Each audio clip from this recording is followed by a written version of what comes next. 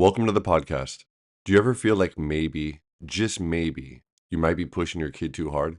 What percentage of youth sports, and we're talking specifically about basketball right here, but what percentage of youth sports interactions and conversations are of a positive nature?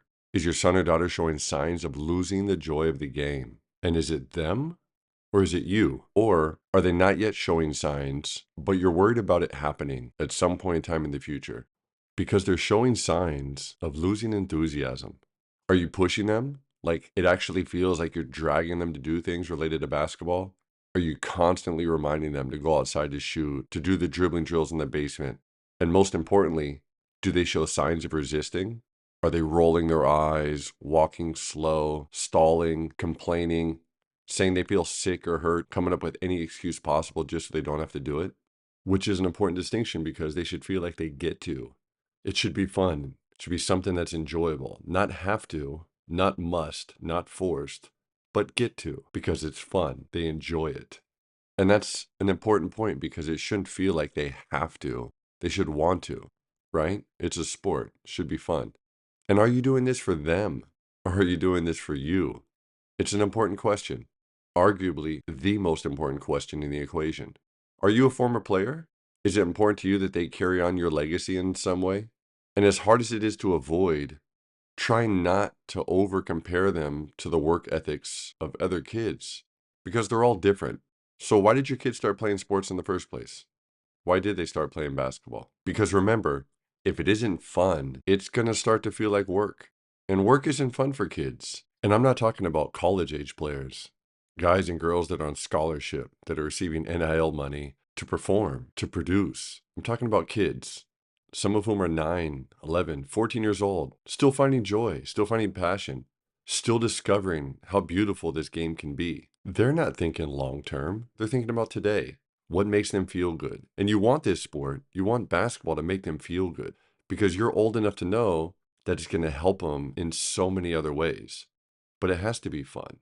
That's the only way. It can't feel like work. Not yet. Because for your kid, playing is fun. And the ones that love it the most long term, they're eventually going to be the best because they'll work the hardest and they won't even really know it's work. And as adults, we know because we have experience. I don't want to say we're smarter, but we have experience. So as adults, we know that practice leads to improved performance. But kids, they just want to play for the most part. So you have to either leave them alone and let them do it how and when they want, or you got to find a way to make it fun somehow. And so much of that depends on their personality. Are they competitive? How are they wired? Sometimes you got to make it a competition. Other times you just got to go outside and just have fun and just play catch. Maybe play horse or pig. Maybe have a shooting competition, see who can make the most free throws in a row. Something fun. And sometimes those are the things for the moms and dads out there that have found a way to naturally let their kids find their love and their passion for playing games. Those are the kids that do really well. And those are the parents that eventually can kind of sit back and feel proud that their kids go to their games, go to their practices, get their water bottle, pack their bag, and they love it. They have fun. It's a great experience from top to bottom. And sometimes that's as simple as playing catch because they develop a joy. It's fun. Some parents, though, they completely go overboard and start charting their child's makes, start charting their misses, trying to quantify, trying to measure every last detail. Working hard is great if it's naturally intrinsic and comes from within, if it's self-driven, not forced. But there's a psychological aspect to all of this, and it's important that you kind of keep that in mind. It has to be fun. I grew up in Los Angeles, and we all heard the stories of this famous quarterback whose father maybe pushed him over the edge in many ways. And that left some scars. It had a lasting impact. And I'm not just talking about the kid, I'm talking about me. I'm talking about adults. I'm talking about parents that maybe were aware of this and want to make sure that they didn't repeat that. So all of this extra work, all of this charting, all of the extra training, all of the extra stuff that the dad forced the kid to do, for sure it helped him have some success. But, and there's a big but, for everything good it did for him on the playing field, it hurt the kid. It really hurt the kid long term. The kid was very successful. The kid was a beast, but the dad pushed him and pushed him and pushed him over the edge to the point that it just wasn't fun anymore, and that he felt like he couldn't deliver on expectations. What type of joy is that? He had success, but all of the pushing, he burned out. He just didn't want to do it anymore. It no longer became fun. It left some deep scars and psychological issues. And that's not what any parent wants. For sure, you want to see your kid have success. For sure, that feels good to see them out there having fun and accomplishing cool stuff, winning games with their friends. For sure. But at what cost? I've seen parents squeeze the love out of the game of their own kids, which clearly wasn't their intention, but they just couldn't get out of their own way. They just couldn't help themselves. They were so mad when their son didn't run hard. They were so mad when their daughter dropped the pass. They were so mad at so many different things. Instead of just sitting back and enjoying the ride, it's a game. Let them play the game. Let them do things they love. Meanwhile, your son or daughter is playing the sport mainly because their friends are there and they just want to be with them. And dare I say, hang out. They want to hang out with them during those little moments before and after practices, maybe even during water breaks. Those are the precious moments that mean so much to kids and actually help them in terms of their own social development. So they'll do all the sprints, they'll do all the hard work, they'll do everything their coach asks them to do. But they're not thinking, I'm going to be a professional athlete someday. I got to make sure I get 5,000 makes a day. I got to make sure I do 3 million push-ups. That's not what they're thinking. They're not concerned about caloric intake and making sure they're getting the right amount of calories and carbohydrates and protein. They're not even on that level. They're kids. They want to be around their buddies. They want to be around their friends.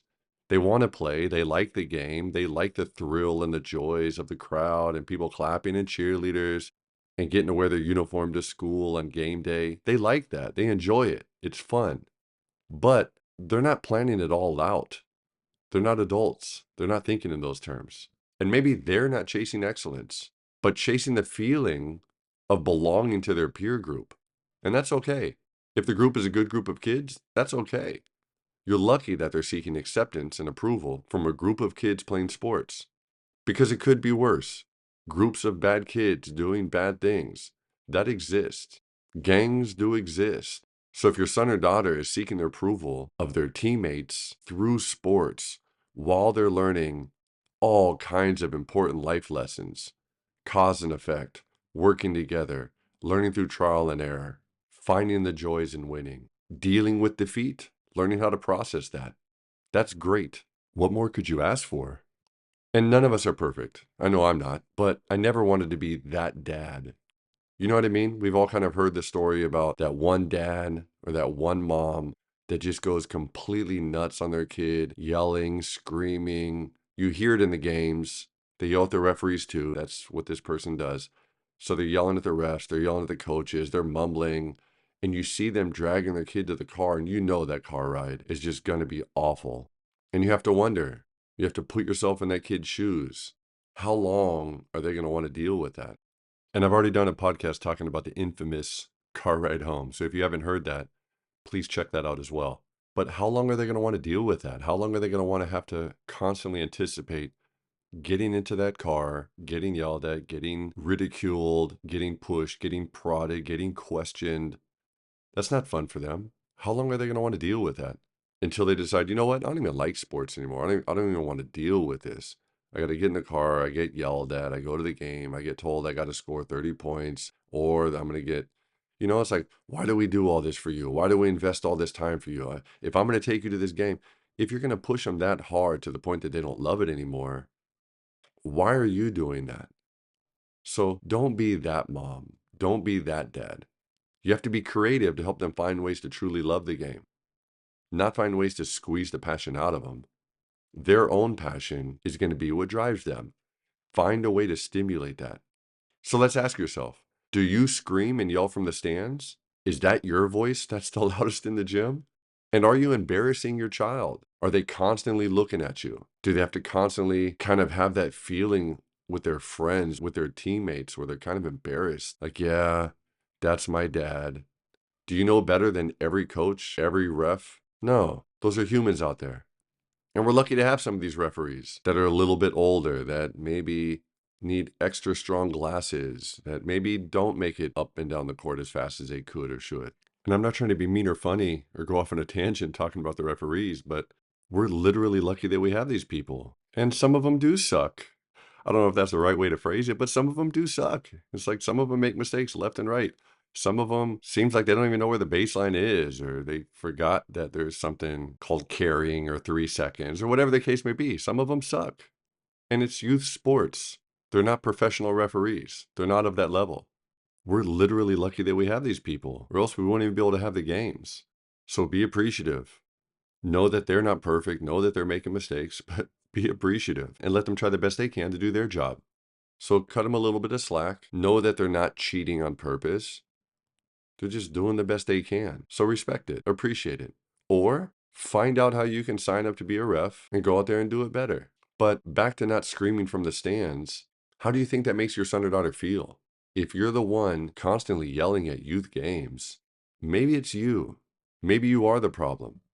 Maybe your parents did this to you too, but did it help you make it to the top level? Did it help you reach your potential? Or when you look back, does it kind of make you question, man, here I am repeating the same mistakes? So do the best you can to change the cycle. Because as your kids get older, you can potentially push them harder, but it has to be them that's controlling the steering wheel. It has to be you that's supporting this path.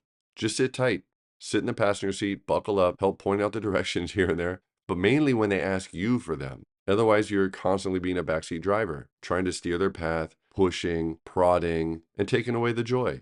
So remember, sometimes they need a little break, and then they'll miss it and they'll come back even stronger.